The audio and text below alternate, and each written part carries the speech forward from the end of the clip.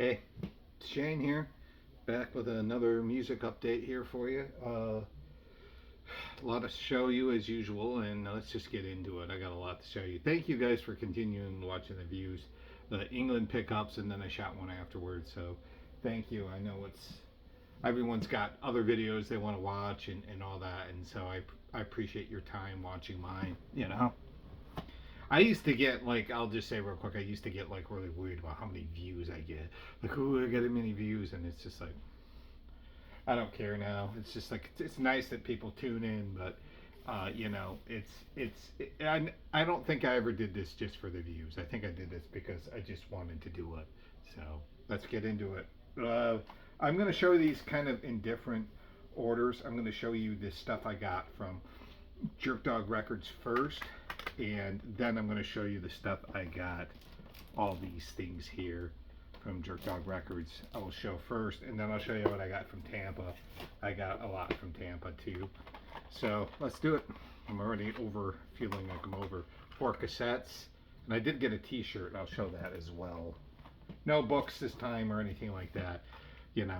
Just a few small things. But this is Blues Brothers, briefcase full of the blues. And I tell you, I remember these guys when I was a kid, and I thought they were kind of a joke.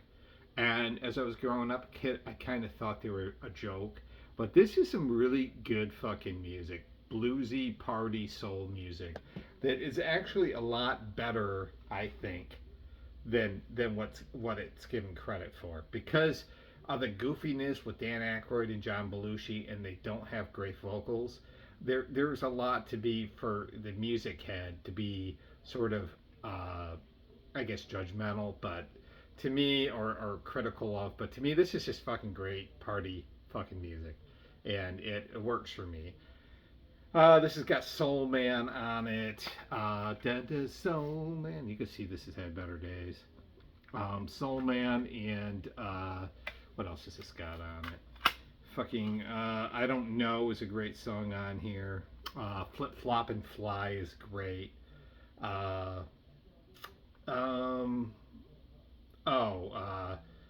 Messing with the Kid. Nice cover of Curtis Floyd's Groove Me, or King Curtis, one of the two. I can't remember who it is. And yeah, this is good stuff. I mean, for $1, I'll take it. So yeah, I want to show it. I want to kind of promote the Blues Brothers because I think they're actually better than what's given credit for. The goofball, hardcore goofballs, if you know, if you listen to hardcore, you know who these dipshits are. Adrenaline OD with, what is this record called? Cruising with Elvis in Bigfoot UFOs. In Bigfoot's UFO. Cruising with Elvis in Bigfoot's UFO. 1988 release off of the Buy Our Record label. I had this on vinyl, and I don't know if I ever showed it or not. And my vinyl update's probably not, so I'll show it on cassette. This one was $5, and it just tickles. It just makes me laugh like really hard. Yeah, this cassette's had better days. I almost just bought it really because I like buying cassettes that had this smudginess on them. I actually like that. I like cassettes that got a wornness to it, kind of like a VHS tape. To me, it's better in a way. It's got an antiquity to it. The best way to describe these guys would be like they're just fucking. It's hardcore music. It sounds a little bit like, to me, it's a cross between the humor of like the Meatmen, the sort of silly, offensive humor, and it kind of sounds a little bit like the Dead Kennedys, and it's just fun. I mean, they have songs like "Theme from an Imaginary Midget Western," that play off the song by Mountain called "Theme of Imaginary Western." And let's see, what's the other song? If it's Tuesday, this must be Walla Walla. I mean, that's kind of the stuff that it's almost like they're. Somebody else said, "My mother can't drive." Somebody else said, kind of mentioned these guys as being like a fucking the coasters of punk, and it certainly isn't that far off it. So, yeah, Adrenaline OD, fucking fun stuff. All right, 2 more cassettes. These are both kind of in this experimental vein. This one is by a project called Loss, and the album is called Burden. This is off of Forever Escaping Boredom label, which I've gotten some noise cassettes off that label, pretty much, and that's what this is. Kind of harshened, sort of industrial soundscapes, and I quite like it. I think it's one person. Yeah, Dan Fox is the name of the person.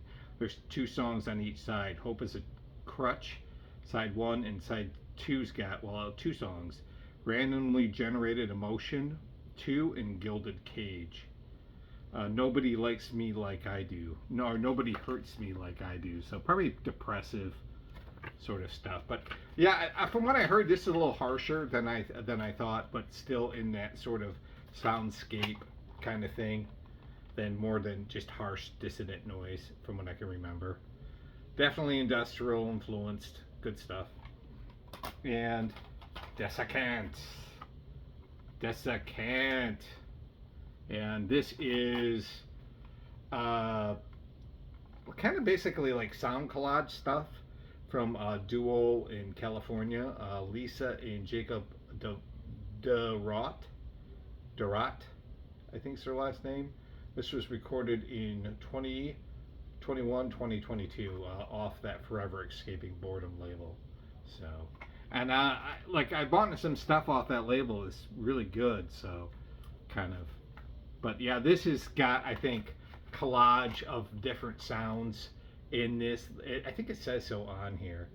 Yeah, it's got recordings of Jack Kevorkian, vocals by Howlin' Wolf, and several other documentaries over noise. And I've done this kind of music myself. I did one for the Blair Witch Project. I did one for Skinamarink, that movie Skinamarink.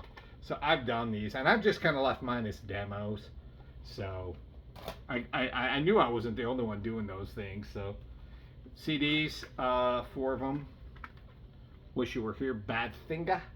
So this is a great album by them. This is the one where they were sort of, this was a lost record or was shelved almost immediately due to contractual conflicts and stuff like that. And it's a sunny kind of light and breezy record by Badfinger. And a lot of people think this is the best thing they've done. And I wouldn't say it's my favorite, but I do like this. It's got Just a Chance on it, which is a killer track. You're So Fine, the weird song on here, Denise, or Dennis, sorry, did I say Denise? Dennis. The last song on here is kind of weird too. Meanwhile, Back at the Ranch, Should I Smoke, you know.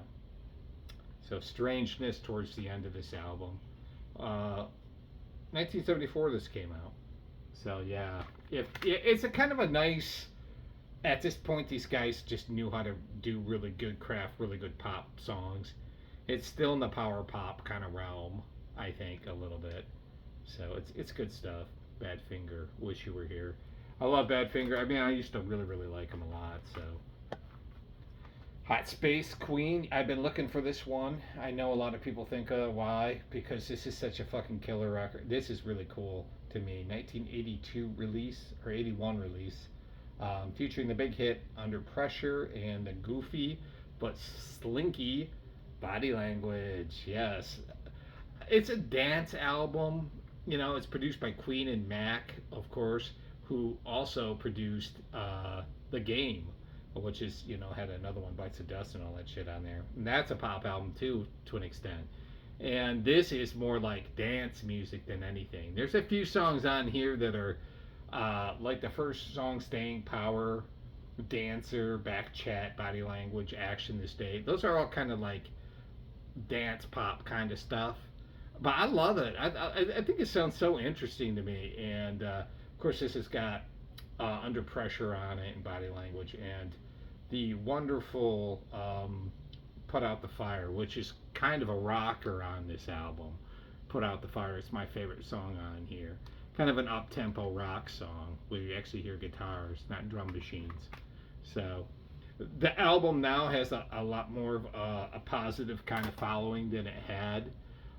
In the past, people really hated Hot Space by Queen. Now they certainly love it. Some people certainly love this album. I always always thought this was an interesting record for him. I didn't quite understand it when I was a kid because I remember Body Language and I was kind of like, the fuck is this? But I whatever. I liked it. Electric Light Orchestra Secret Messages. I've been looking for this too.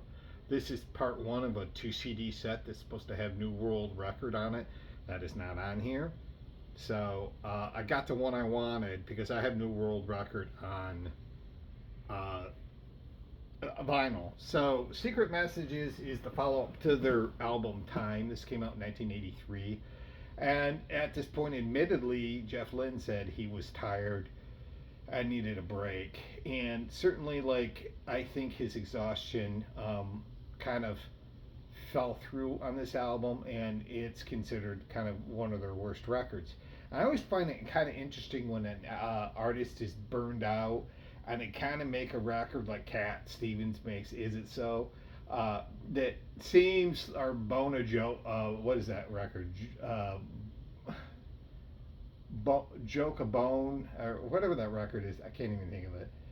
It'll come to me later. But he made some Suspect records in the 70s I love.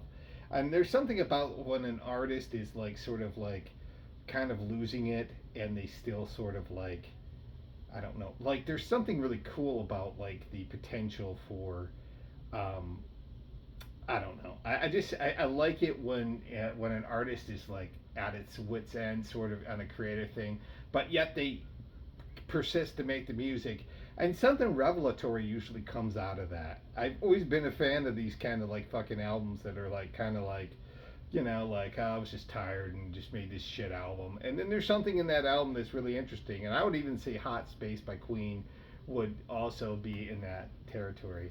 This has got the big hit. Uh, Rock and Roll is King on here. Shama Lama Ding Dong, Rock and Roll is King. This has also got some awesome songs on here. It's got uh, Train of Gold, which is a strange song.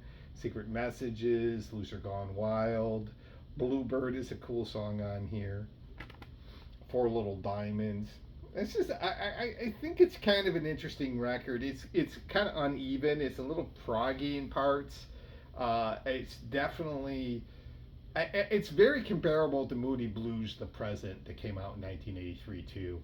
Another band that was probably losing steam, and they just created kind of a meh record. But I like that record too as much.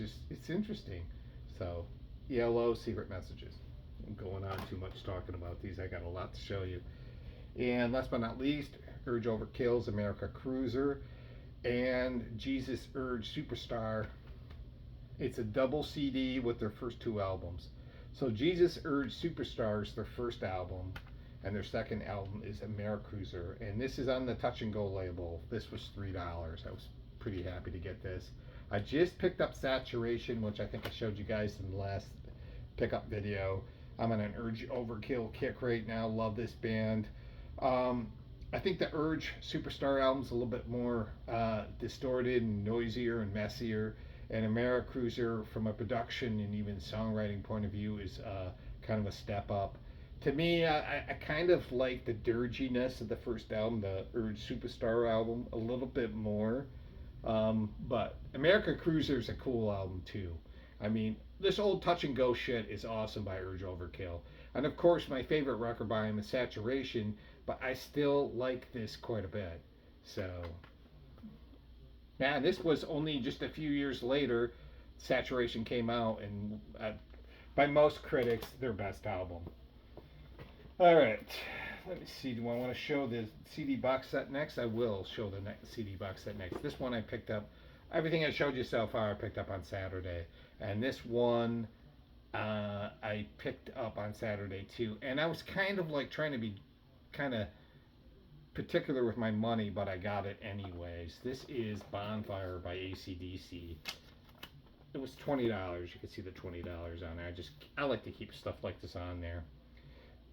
This is a 1997 box set. Yep, 1977 box set of previously recorded, unrecorded versions of AC/DC songs.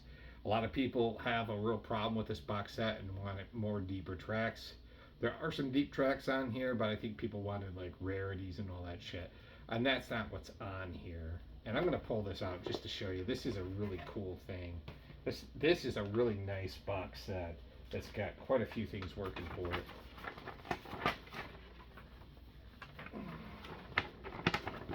AC/DC.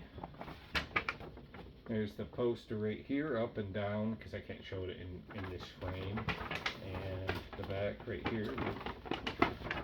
Supposedly they're making a Bon Scott biopic. Yes. Supposedly they are. They had been talks about it for years, but it hasn't happened yet.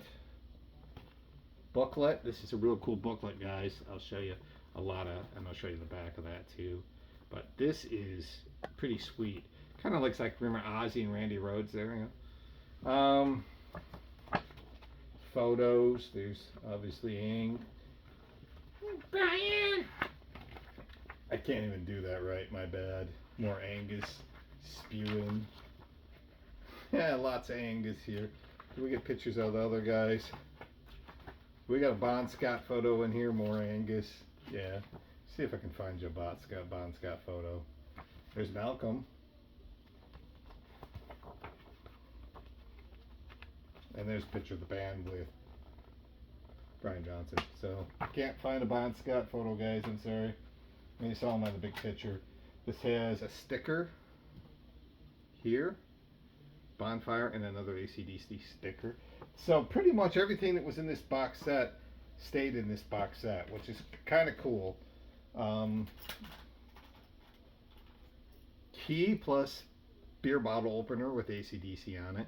So pretty much everything that was left in here stayed in here. This is not, I had a AC/DC box set, and I might have had this in the past, I can't remember, but I had at least one of their box sets, and I love box sets. And the guitar pick there, almost bought a guitar today, and that would have been perfect to have that pick.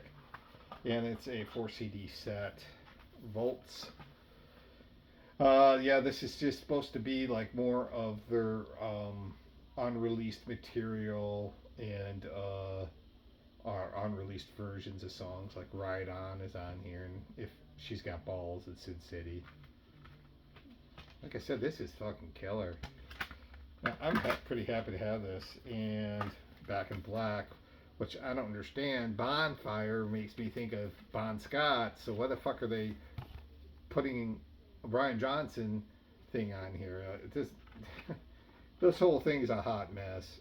So, in a way, it kind of is. But this is an upgrade from the Back in Black I have on CD, so I'll take it and I won't complain about it too much. AC/DC Live from the Atlantic Studios. On the back. Shit. Show you the CD too. And AC/DC Let There Be Rock, the movie, live in Paris. This is a 2 CD set, so this is 5 CDs overall, 4 in a, and these CDs are all in great shape. So for $20, this is total fucking value, total fucking, oh sorry, yeah, it's total value for what I paid for it. So, yeah, so AC/DC Bonfire. I had I don't remember. I might have had this on CD back in the day. I can't fucking remember, but it's just an absolute steal for the money I paid for it. For $20 to get a 5 CD box set and a bunch of extras, it's definitely worth the $20. Just a few albums to show you. None of these I'm gonna go into great deal with, because they're all albums. Like the most expensive album is an album that I've shown in the past, so I'll just try to try short with this. This is DPZ, or known as Dead Prez, and this is a 12-inch single, Turn Off the Radio and We Need a Revolution. Turn Off the Radio has 3 mixes: the censored, the real version, and the instrumental. We Need a Revolution has the censored version and the real version. On Holla Block 2002 release. I think this might be the earliest Dead press that came out. This is originally, these guys were from New York. They moved around a little bit. It is M1 in Stickman, I believe, are the two, and very much into political motivated uh, rap music, social issues, black rights, that kind of stuff. Um, and but there's like it's got kind of this cool like sort of I don't know. It's got this cool like sort of like dance elements to the hip hop. This doesn't floor me or anything. It's not my favorite kind of hip hop, but I a rap. But I definitely think it's kind of cool to get a 12-inch single of an early 2000s single for $3, which is what I paid for it. So yeah, that's fine. I mean, I'm not complaining. Leather Girls. This one was $6. This is off a Yippee Kaye, that label, 2017 release. Austin, Texas, I believe, band. And this has a real strong flavor of garage rock, well, a little bit of psychedelia into it. And it really kind of reminds me a little bit, even though it's more like kind of poppy, the psychedelia stuff, it kind of reminds me a little bit. If Question Mark and the Mysterians were more like up tempo pop, that's kind of what this reminds me of. This is garage 60s garage 60s band worship here, and it's just not garage punk, it's garage rock and garage pop with some psychedelic bents into it. Very poppy and really fucking good. Leather Girls. I mean, I knew who this band was, but the price is like fucking. Is it? No, right there, $6. I wasn't gonna just. I was gonna say, yeah, I'm gonna get that. So no problems there. Jane's Addiction, Live and Profane, 86 to 87. Back in the day, Perry Farrell was an asshole, and he kind of would call out people, but some of them probably deserved it, and some of them didn't. And Stephen Perkins and Perry Farrell and Dave Navarro, and I can't remember the other guy in the group, and it's gonna kill me. So don't kill me, Jane's Addiction fans, for not remembering. But yeah, this is kind of in that triple X, between that triple X and Nothing's Shocking. It's after triple X, or maybe right around when triple X was made the first album, which is more like an EP almost.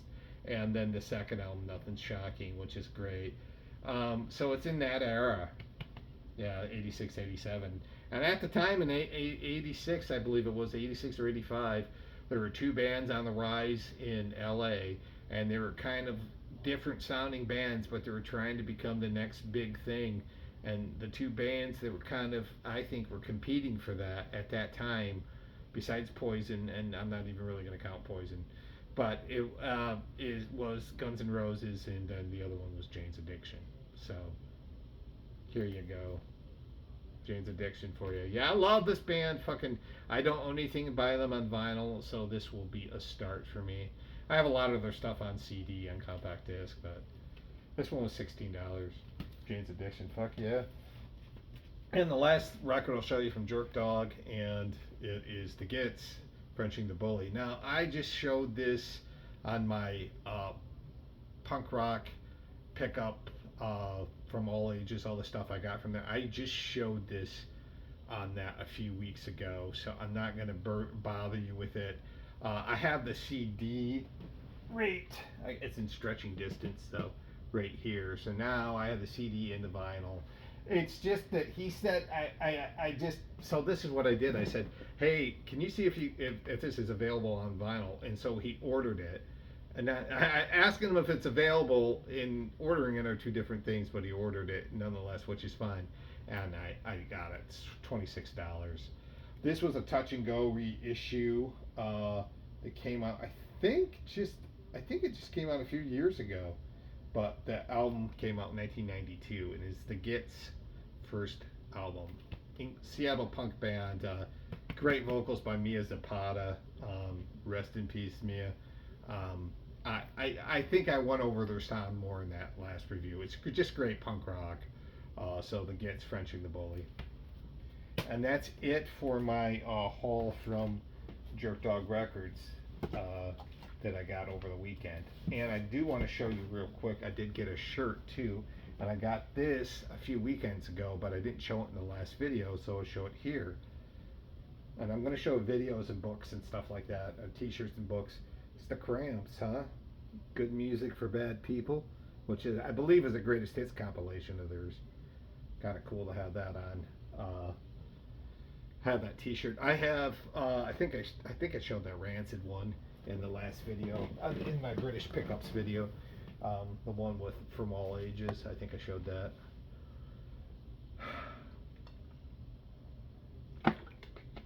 Ha ha ha ha. All right, let's move on. I'm going to show you guys the CDs and, well, one CD, one I'm not even going to attempt to show you. I'm just going to leave it at that. One I will show you, and a bunch of albums, a lot of 12-inch singles and stuff like that. So these are, I'll probably try to put these in order of what I paid for them. I kind of like to do that. Yeah. All right. There's the cassettes here. So this first one is some great Black Death or black metal sort of grindcore, not Black Death, kind of black and grind, from a band called Final Doctrine. This is their demo. I think this is going back to 2011, and it's called Antichrist Autocracy. The only thing is, I don't remember where this band is from, and it kind of drives me up the fucking wall. So this one was $3, and it's fucking good. This is really good. Sometimes like he'll have like a real cheap record, and it will be killer. And this one was killer, or cheap cassette, and this one was killer. So I spent about probably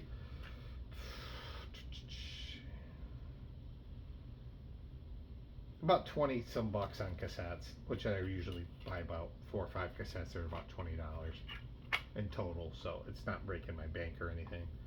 I love his cassettes up there. So yeah, black metal, grindcore elements, really good stuff.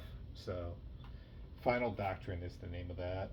This one is really interesting. This is a German artist, and this is Mary Ocher, or Ocher, Mary Ocher, O-C-H, Ocher, with the album Eden.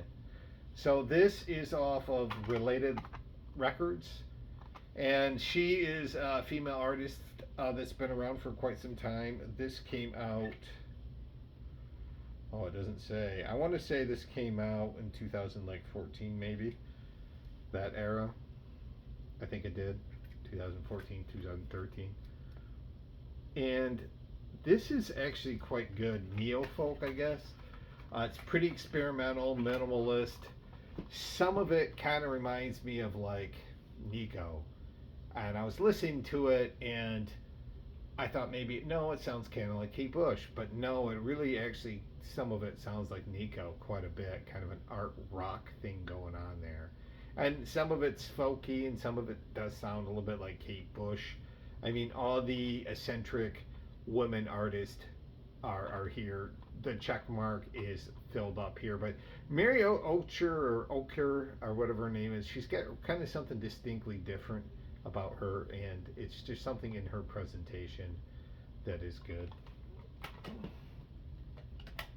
All right. Baltave demo. Baltave demo, and this is and this is basically Division Sauvage is the name of it. So this is Viking war metal from Canada, and this goes back to, I think, 2011. I like Viking black metal, so I think this will be fine. Yeah, there you see it, Baltev, the master demo. So I know about it. I can't say I've heard them, but there is the close-up of them. Yep. 2 left, cassettes left. Mutant Ape, and this is Black Docked Tooth. So, Mutant Ape is a one man project from Germany, and this is some great fucking noise. Great noise stuff from Germany. Harsh noise. Um, yeah, just fucking really hard. There's some elements of like screams in here. Like it is fucking brutal noise. If you like that kind of shit, you'll like this. Black Docked North is the name of the album. Did I say if I said tooth earlier? It's Black Docked North. So let's see. And last but not least, last but not least is Pest, and this is, I believe, another German band with their EP going back to 2010 or 11. I can't remember. I think 11. Called Pest. I think there's just a song demo off of Primal Vomit Records, which is pretty much a black metal thing. And this too, I think, is kind of Viking metal from what I couldn't remember, but I don't know much about Pest. And there's like four fucking bands named Pest, so trying to find out which one's which, I had to go through the encyclopedia Pediac Metallicum or whatever to find out. So, all right, that's it for the cassettes. I'm gonna have one CD to show you that I got, and I actually got this from Mojo. I did get a CD from Steelworkers, but I'm not going to show it. I'm just not going to show it.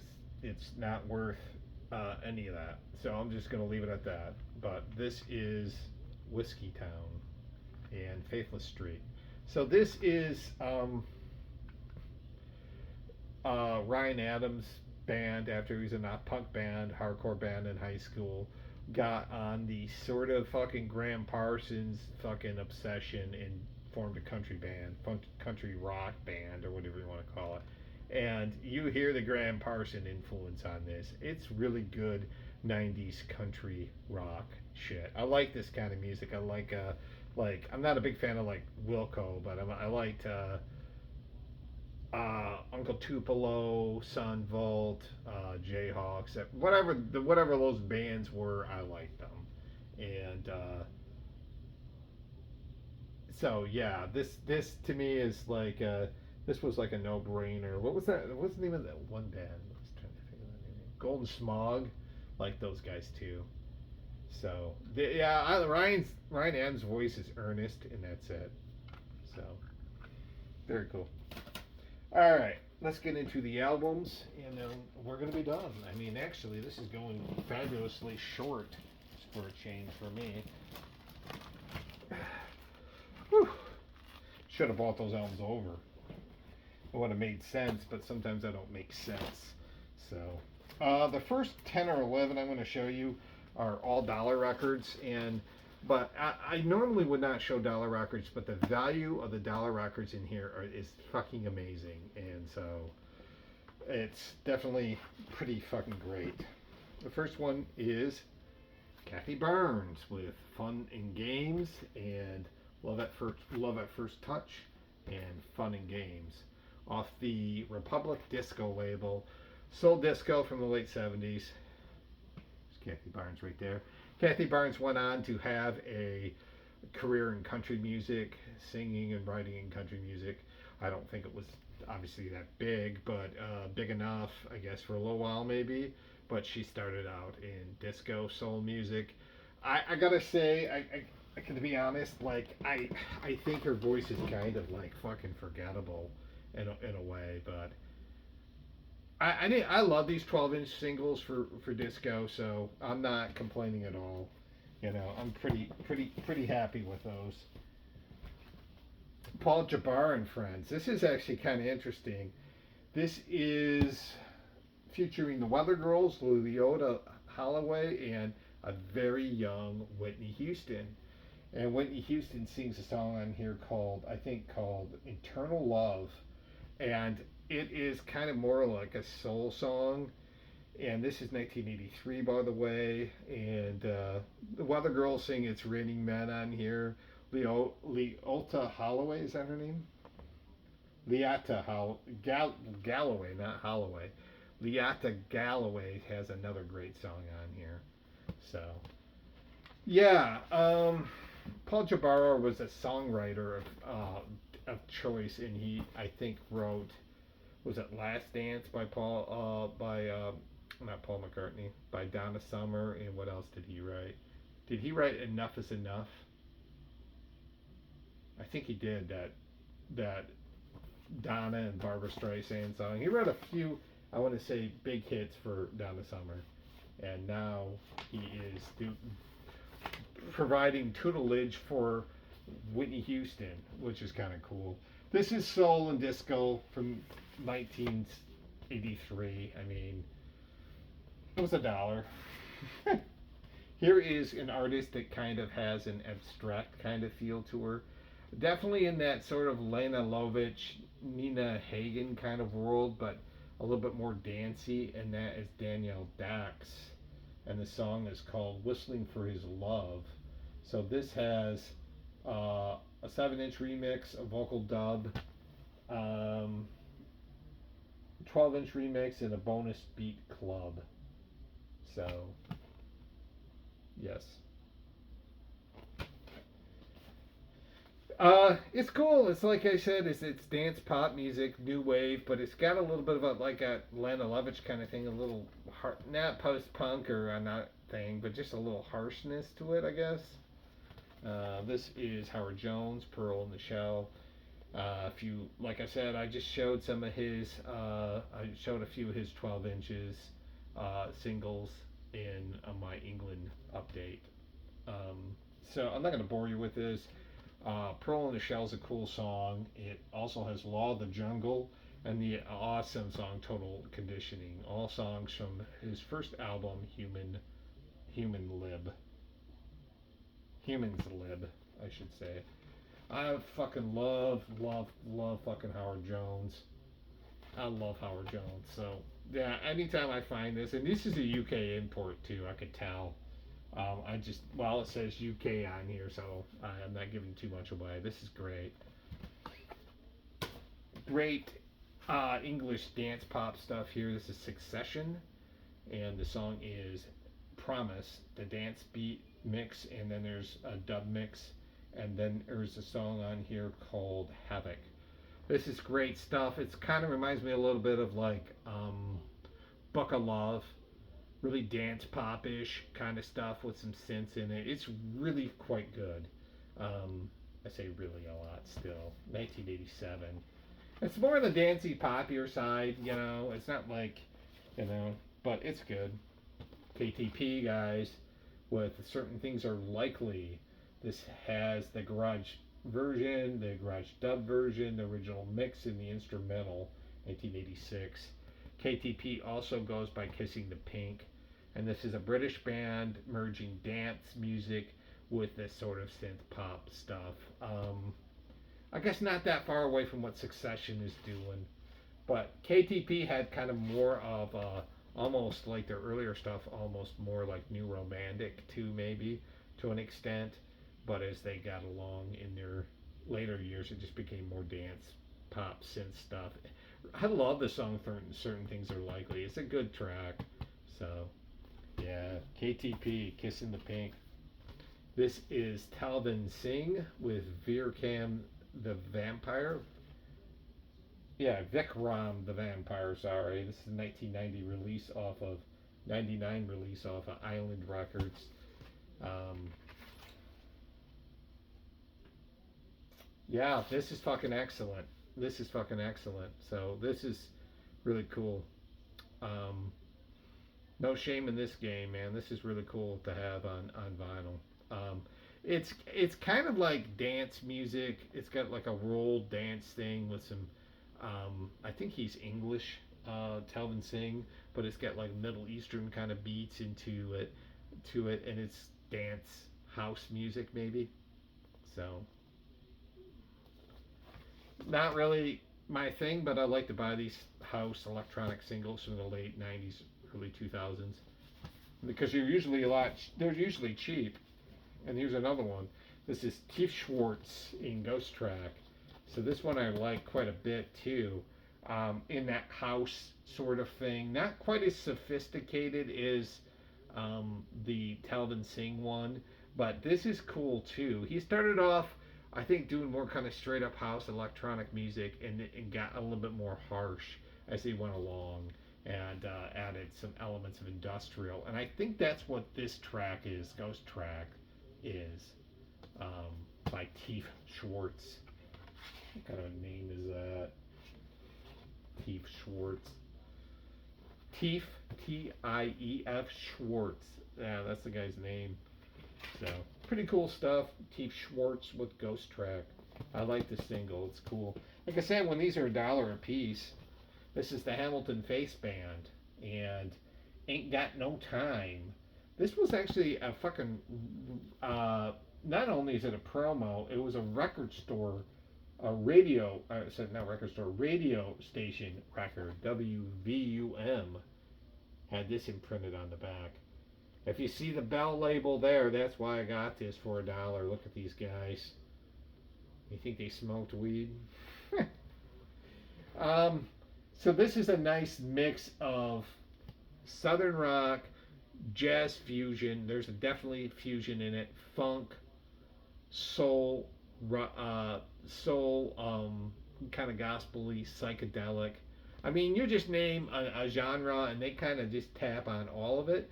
Just not country, or hard rock, and you got the what's kind of an interesting sound, just tapping on all this stuff. It's really cool, and they kind of almost go down to that fusion thing, and then they go into southern rock, and they're kind of all over the place in funk. Kind of reminds me a little bit, but a little bit more fusion-esque version of Joy of Cooking, if you've heard of those guys. But for $1, I'll take a chance on it. He Loves Me Not, Chris Connor. Yeah, I used to see Chris Connor's albums all the time, and now I don't really see him anymore. So when I saw it for $1, I was going to buy it. So this is a 1956 release off the Atlantic label. I mean, I used to see her records like all the time. I'm not going to pull that out any further. Yeah, this is really cool. Really fucking cool. Yeah, I just. She's got kind of like she's been compared to Anita O'Day. I think not.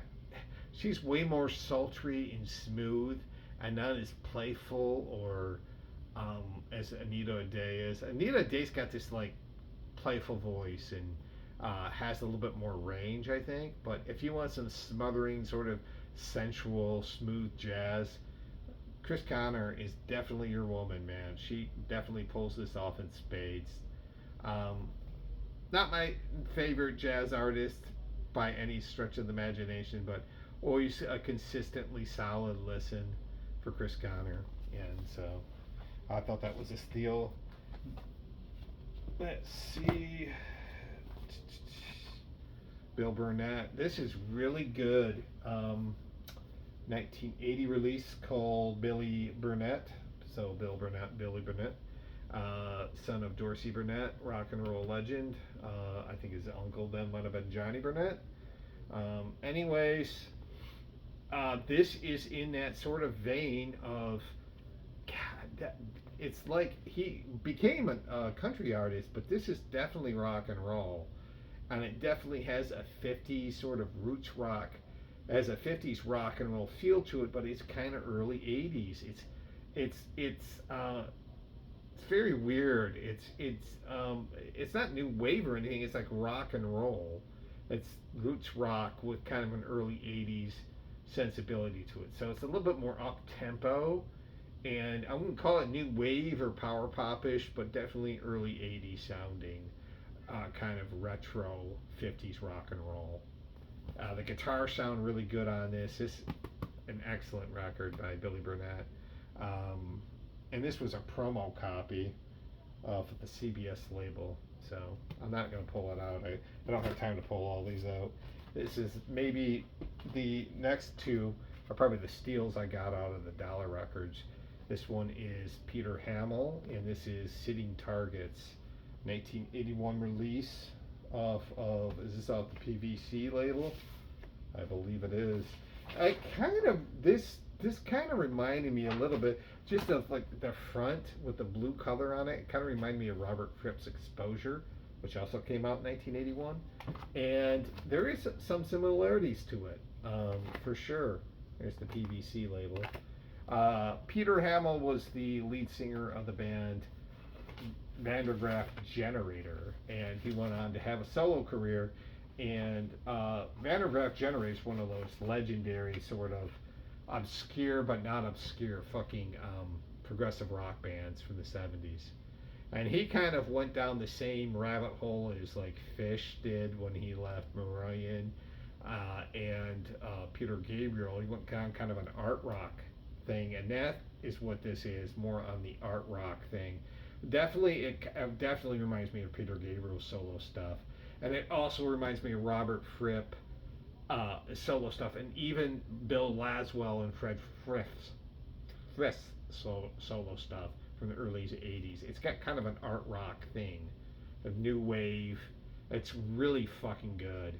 This is definitely one of those records I would have spent $10 on had I known how good it was, and I got it for $1. See that 99 cents. So yeah, Peter Hamill's Sitting Targets.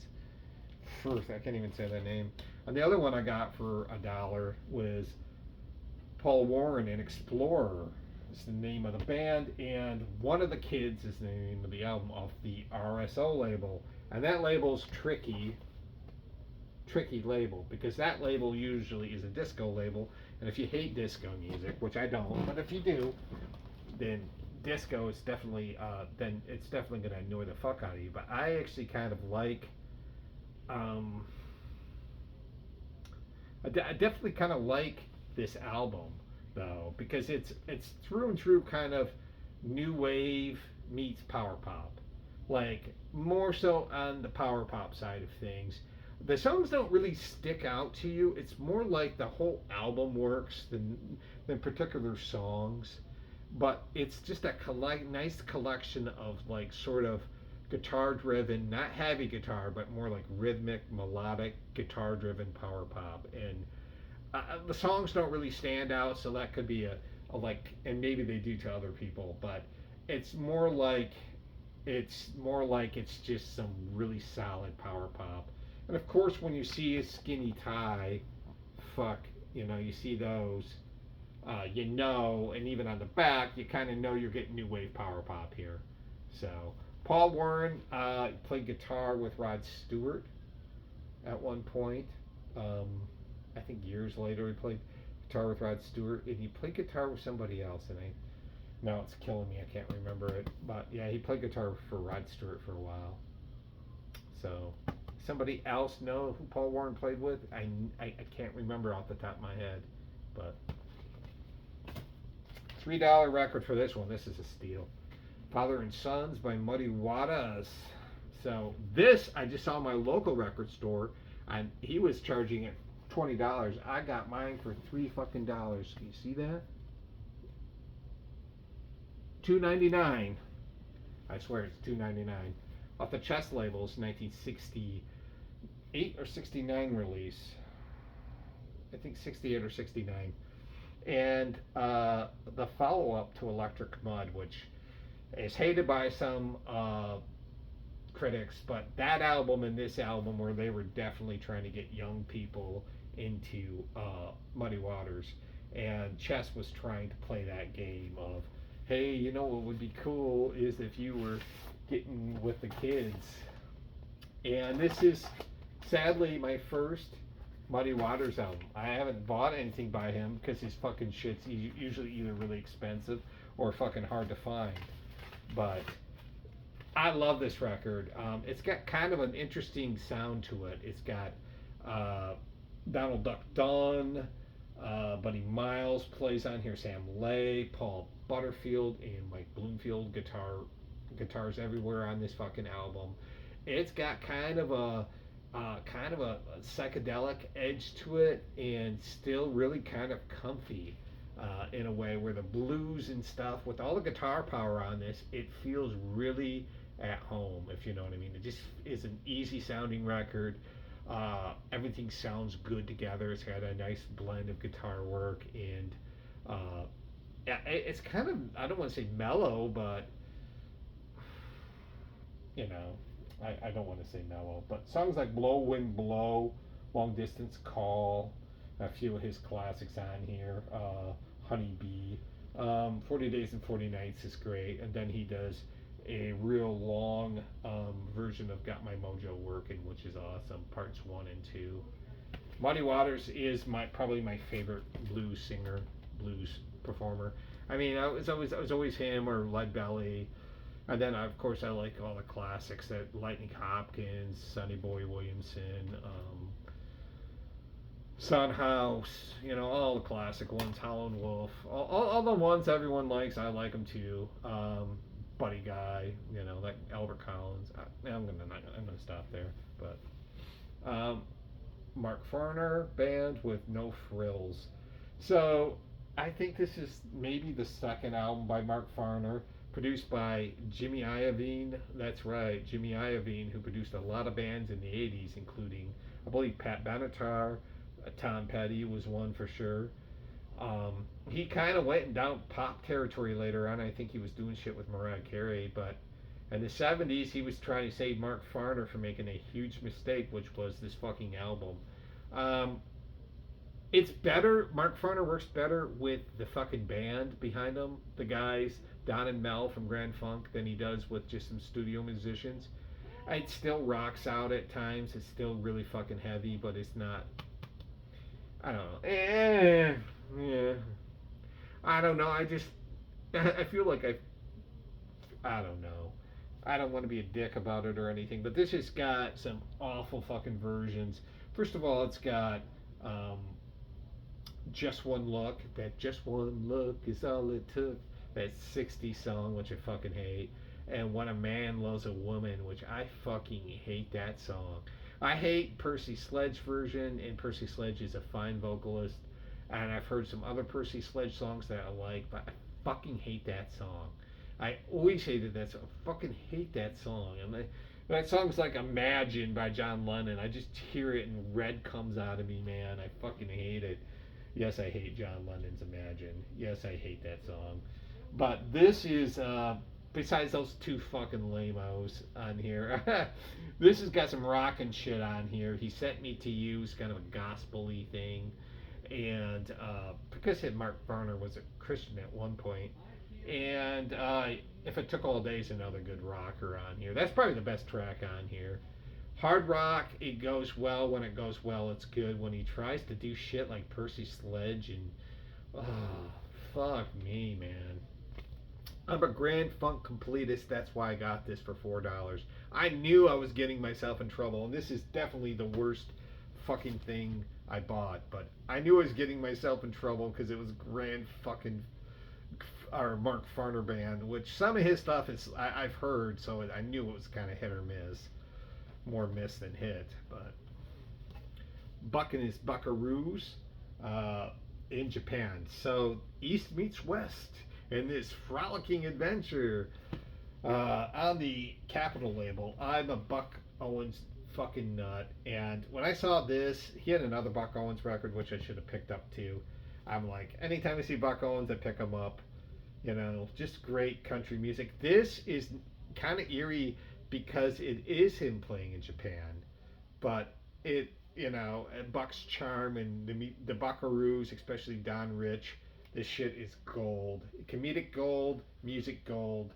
It's interesting that he can bring the humor and the sort of performance that he brings and still fucking kill it with the musicianship on here. That was what was always interesting about Buck, was he had humor, he was a good showman, but man, when they wanted to play, these dudes, the Buckaroos, can fucking play. Adios, Farewell, Goodbye, Good Luck, and So Long is a fucking fun song on here. Fiddle Polka, uh, Tokyo Polka is fun on here. Don Rich goes nuts on steel guitar polka on here. Or maybe it's fiddle polka, but steel guitar polka is cool too And there's a lot of closing remarks, opening remarks, him talking throughout the album. It's good stuff. It's really good stuff. It's on the Capitol label. So I'm not going to pull it out for you, but Buck Owens, country great. Nothing else needs to be said. Pentecost. Pentecost with Awakening from Lethargy. So interesting band from Greece doing kind of an industrial tinged sort of crust hardcore, and it is excellent. This is another one for $4 that I would have paid 8 to 10 for, and I got it for $4. And not just because it's that good. Panikos is that good. So it's Panikos, Panikos, like you guys can't read, and it's just on black vinyl.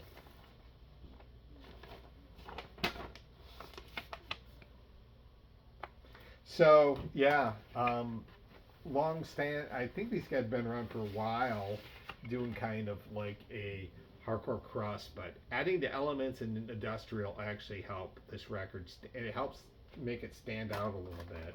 And it is really good. This is, like I said, it could have been more expensive, and I would have bought it. Phantom Toll Booth, yes, this is cool. Their first EP off the Dutch Indie East label.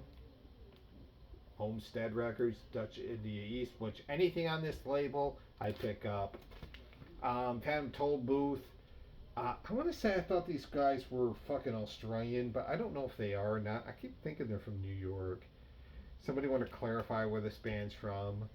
This is on that sort of kind of noisy indie rock thing that has a little bit of a fucking sort of like, I don't know, Sonic Youth sort of lethargy, indie rock lethargy, and that the lethargy meaning kind of that quieted down stuff into some harsh noise rock. Not quite like Amphetamine Reptile, but can get quite noisy. This band, Phantom Toll Booth. This one was $9, and this is an absolute fucking steal. Anything I find on Dutch Indie East India, I just fucking snag it. So 3 records left to show you. 2 are metal. I should probably show those back to back. I will. So the next one is a box set I got, and this one was $20. I didn't spend. I spent a lot of money up there, but I also got a lot of stuff. And this one was $21, I think. $22. Laurie Anderson, United States, live from New York, and it was live from New York. Actually, she played. This is at the Brooklyn Academy of Music, recorded in New York City in February of 1983, which she recorded this long piece. A lot of it spoken word, and some, of course, songs. Very experimental. This is like seriously like when they say experimental music, Laurie Anderson, especially her early stuff, is about as minimalist as you could fucking get. And some of this is just like spoken word. And it's a 5 album set, which makes this kind of cool. Pick a card, any card. So I'll go through these kind of fast. Here's the first one. I'm just going to pull out one record because they're probably all going to look the same.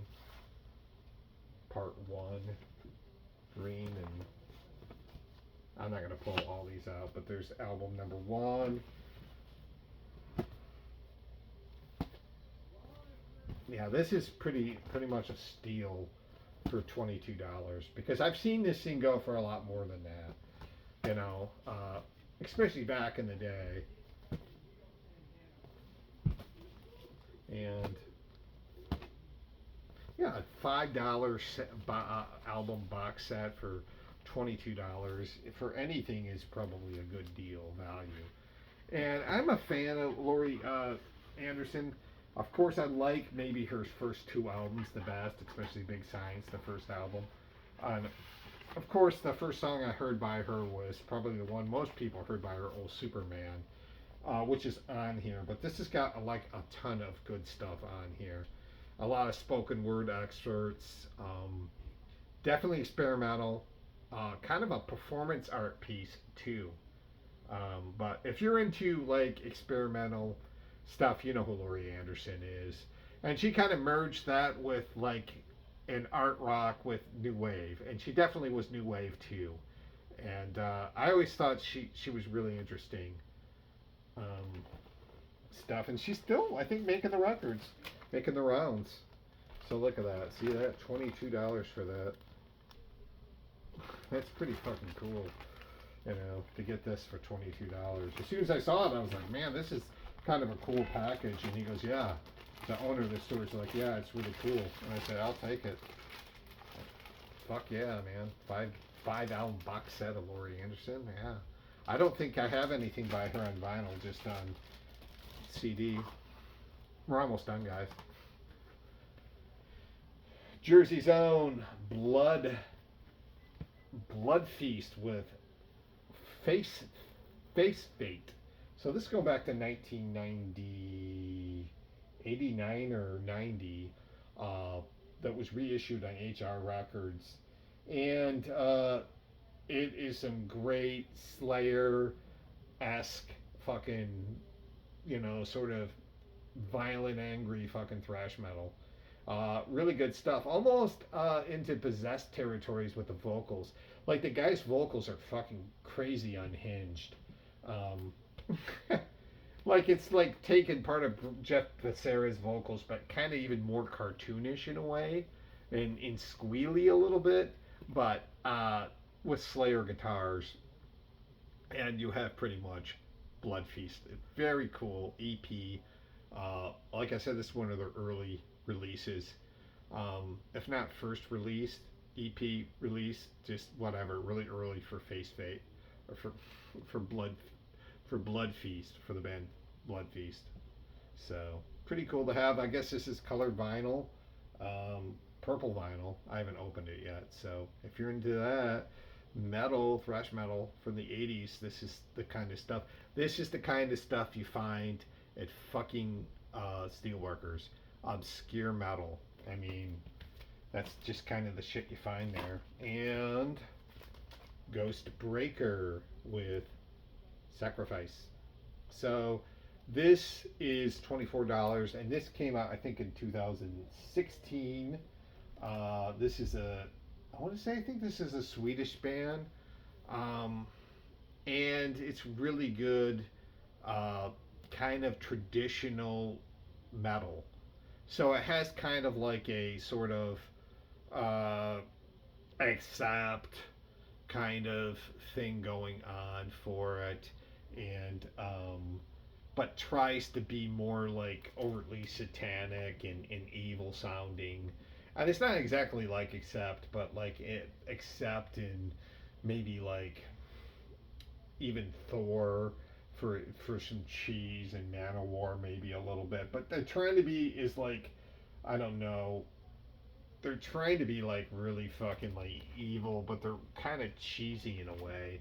And this one, like when I went up to him, I said, "Well, will I like this?" And he goes, "Yeah, you'll like it." And he's right, I do like it, but I could have probably gotten something better than this, But it's kind of like when I go up there, I usually don't miss when I get these kind of records. They're usually just killer, but this one was pretty good. I mean, I'll probably keep it for my metal collection, but the vocals are something like to me that are kind of, I don't know.